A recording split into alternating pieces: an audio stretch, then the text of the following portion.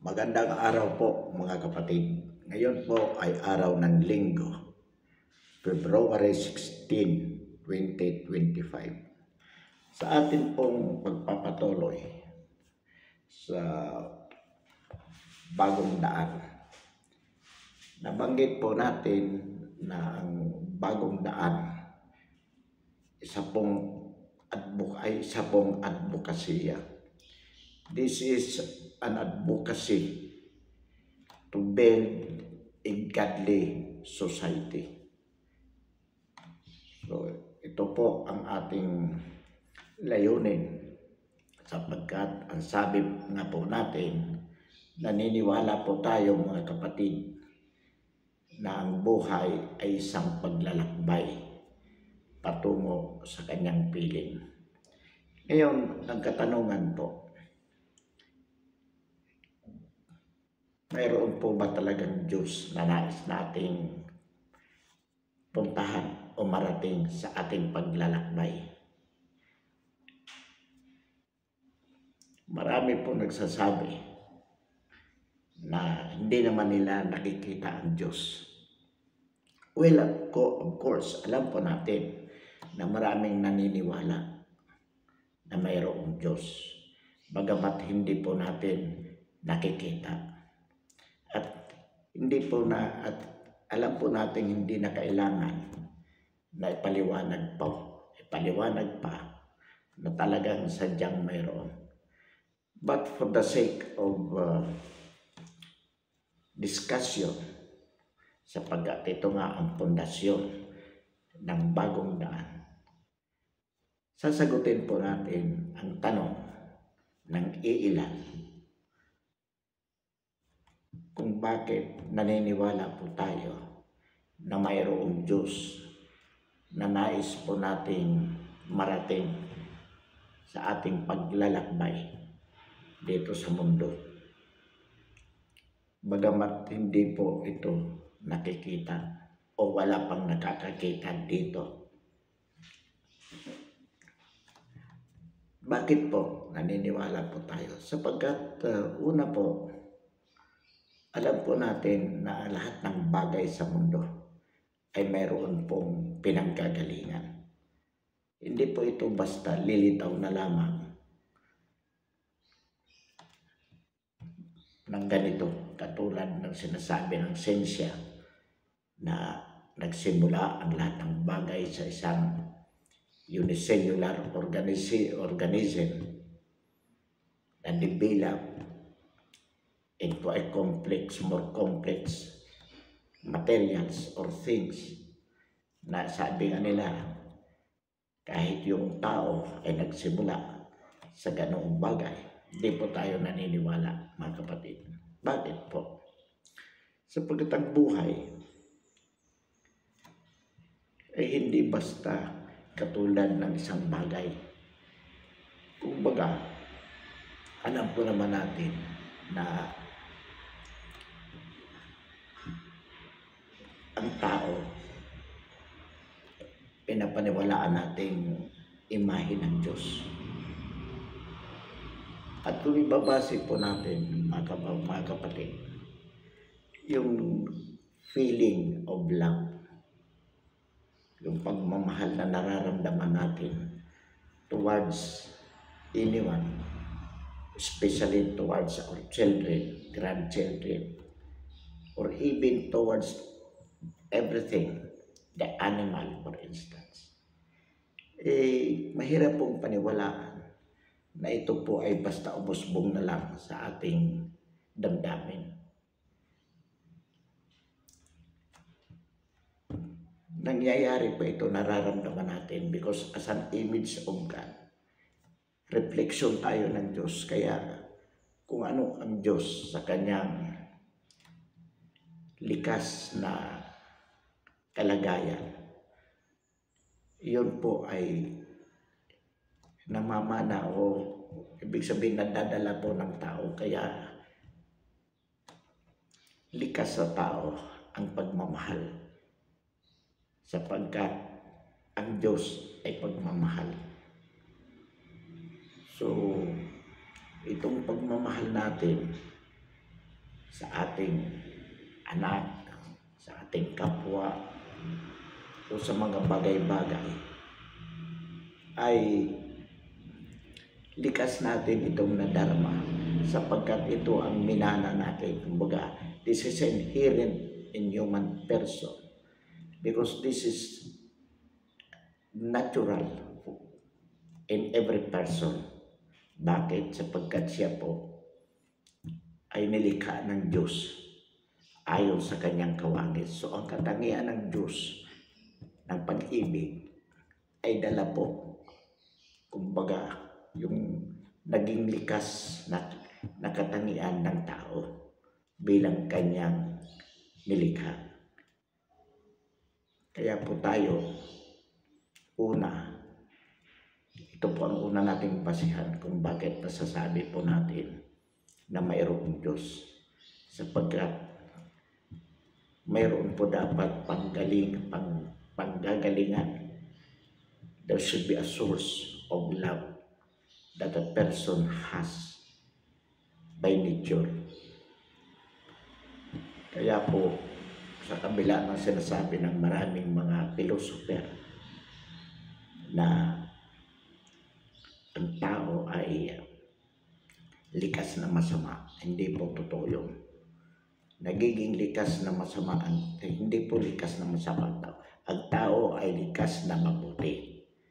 Kaya lang nagiging masama sapagkat lumalayo siya sa piling ng Diyos.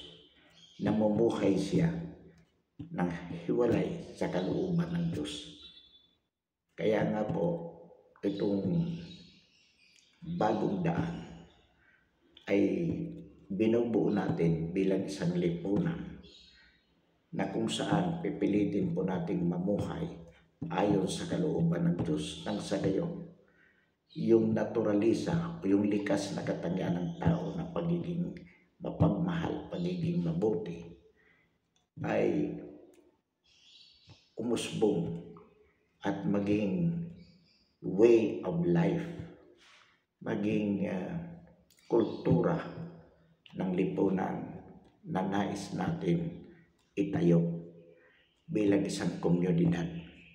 Ito po ang bagong daan patungo sa kaharian ng Diyos. Ito po ang nais natin ipunlak o hindi po, rather we would say this is what we want to strengthen in our lives, because we know for a fact that it is with us being human persons. Ito po ang ating paniniwala. Ngayon, doon sa katanungan, wala pa naman nakakakita sa Diyos. Bakit natin ito paniniwalaan? Sabi nga, to see is to believe. Hindi po totoo yan, mga kapatid. Naalala po natin ang sabi ni namayapang Cardinal Sin noon. Sabi niya, faith is to believe what is unbelievable. Well, yan ang ibig sabihin magtiwala ka na may Diyos. Kahit hindi abot ng isip mo. Well, ang ibig lamang po sabihin yan, sa madaling salita,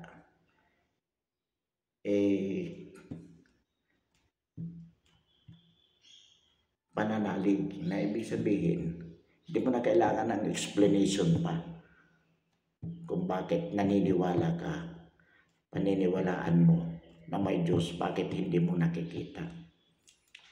Well, halimbawa po, mga kapatid, ako mismo, hindi ko inabot ang lolo sa father at mother side ko. Ang inabot ko lang, nung ako'y nakaalala na, ay yung mga lola sa both sides. Pero ang kwento nila talagang katulad ng lolo ko sa mother side, namatay nung panahon ng Hapon. And I was not yet at that time, of course, alive. Sa father side naman, sabi, bago ako isinilang, namatay na yung lolo ko. So hindi ko nakita. Question is, do I have to believe na mayroon akong grandfather, both in the mother side and father side? Of course I do. Hindi ko nakita even though. Sapagkat di naman pwedeng nagkaroon ako ng tatay at nanay na wala silang mga tatay. Ngayon halimbawa, ang apo ko, hindi niya nakita ang nanay at tatay ko sapagkat isinilang siya, patay na sila. Ako, I know na meron akong tatay at nanay siyempre. Pero yung apo ko hindi niya alam. Ibig ba sabihin nun, hindi dapat paniwalaan ng apo ko na meron siyang lolo at lola na magulang ko dahil o yung meron siyang grandparents na mga parents ko na hindi niya inabot sapagkat bago siya isilang na patay na yun. So ganun lang yun. Hindi natin nakita ang Diyos. Pero ayon sa kwento ng mga gumawa ng Bible, mayroon. Alam natin sa kasaysayan na nagkaroon ng Jose Rizal. Hindi natin nakita. Pero di ba tayo maniniwala na na mayroong Rizal dahil lamang sa hindi natin nakita? Of course not. So, ayon sa Bible, sa Old Testament at saka sa New Testament with Christ, mayroong Diyos. Hindi natin nakita, yes, but we have to believe. Anyway, mayroon tayong basihan. Mismo yung ating likas na pagiging tao, basihan natin na may Diyos. Pangalawa, hindi naman natin kailangan makita para paniwalaan natin. Sapagkat life is a continuous process. Kaya po tayo sa bagong daan, naniniwala po tayo mga kapatid na mayroong Diyos. At ito po ay pinaninindigan natin at pinapaniwalaan na nais natin pong mamuhay ayon sa kanyang kalooban dito sa lupa para ng sa langit. Nais natin gawin ang kanyang kalooban dito sa langit, sa lupa para ng sa langit. Bakit po? Sapagkat alam po natin na kung gagawin nating mamuhay ayon sa kalooban ng Diyos, yung mga problema po natin sa buhay, gaano man kabigat yan, ay malulunasan po. Sapagkat siya lamang ang sagot sa ating problema. Sabi nga, kung wala siya, wala po tayong magagawa. So dito po, alam po natin na alam na ito ng karamihan. Kaya lamang, we ignore, binabaliwala po natin. So, dito po, sa bagong daan, ito po ang pagsisikapan natin sa pamamagitan ng ating pagkakaisa at pagtutulungan na tayo ay mamuhay hanggat maaari. Pagsisikapan po natin na mamuhay ayon sa kanyang kalooban. So it is a matter of being conscious with what is godly life. Alam po natin mahirap. Sabi nga natin, what we are trying to do here is culture building. And of course, culture building takes a long process.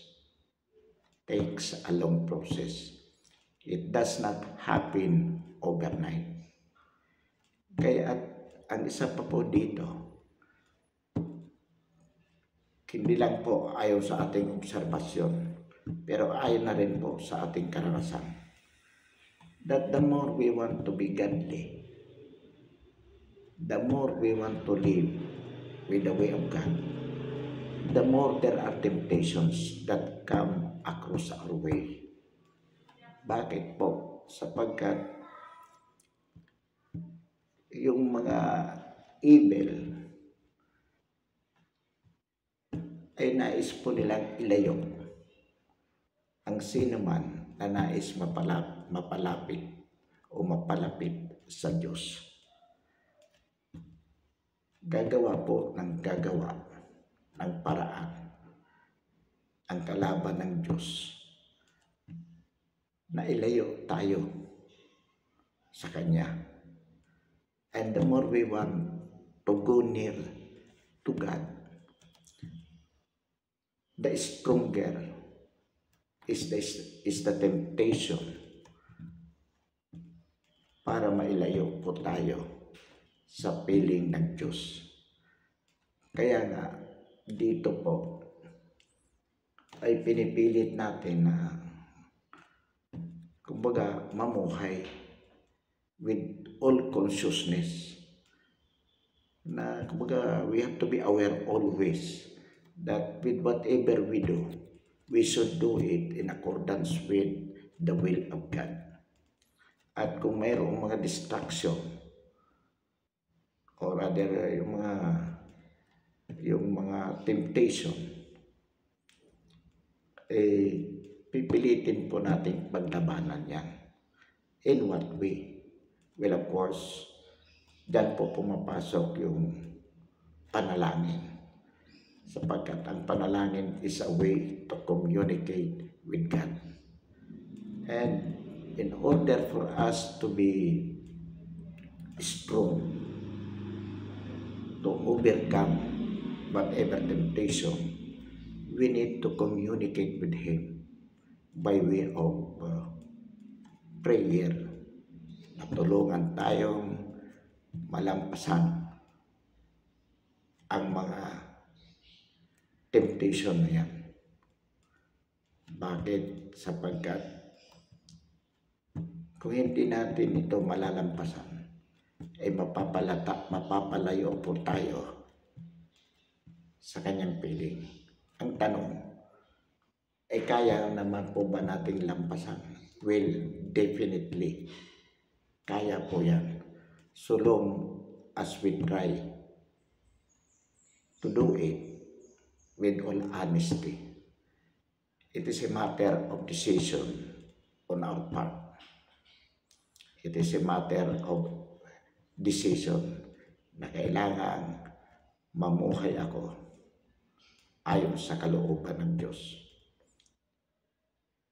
At ito po ay dapat we have to do it with everything we do, with everything we think, with everything we say. So, mahirap gawin. Paulit-ulit po natin itong sinasabi. Mahirap gawin. Sapagkat nariyan ang temptation. In fact, itong ganitong pagsisikap natin na magkaroon ng bagong daan, matagal na po natin itong inisip, pero hindi natin magawa noon sapagkat maraming distraction, maraming temptation. Naroon yung agam-agam na hindi natin kayang gawin. Pero narito po tayo ngayon, narito na ito. Pagsisikapan po natin, of course, with your with the help, with the determination of everyone who wants to join this community. Ito po ay isang samahan, kung samahan man ang tawag natin dito, na sa kabila ng mga problema ang kinakaharap natin sa kasalukuyan, nagsisikap pa rin na mamuhay ayon sa kalooban ng Diyos. Gaano man kahirap gawin ito. sa kanya pong patnubay, sa kanyang gabay, naniniwala po tayo mga kapatid na maisa sa katuparan natin, maisa sa gawa po natin ito. At bilang tanda po ng pakikiisa, upang malaman po natin na mayroon tayong mga kasama, hinihiling po natin na i-subscribe po natin ang channel na ito. Nang sa gayon po, mayroon po tayong basihan na kung ilan na po o kung gaano po tayo karami na nagkakaisa, nagtutulungan sa ganitong advokasya. Ang ating way of communication po, ito pong channel na ito, mga kapatid. Limited po ang ating paraan in the sense na as of now, hindi po tayo acquainted sa social media technology. Pero darating po ang panahon, umaasa tayo that we can improve itong ating ginagawa, na kung saan magkakaroon po tayo ng two-way, ang tawag po dyan, yung magkakaroon tayo ng interaction with one another sa pamamagitan po ng mga comments, mga advices na pwede natin ibahagi dito po sa channel. Pansamantala po mga kapatid, wakasan po natin ang ating talakayan ngayong araw po na ito. Sapagkat pero naniniwala po tayo na sa gabay ng Panginoon, mapapalago po natin ang ating samahan na ito.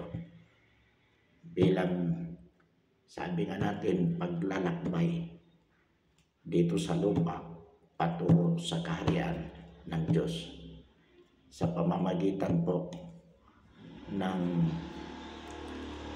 gawa, hindi lamang sa salita. Maraming salamat po at magandang araw sa lahat.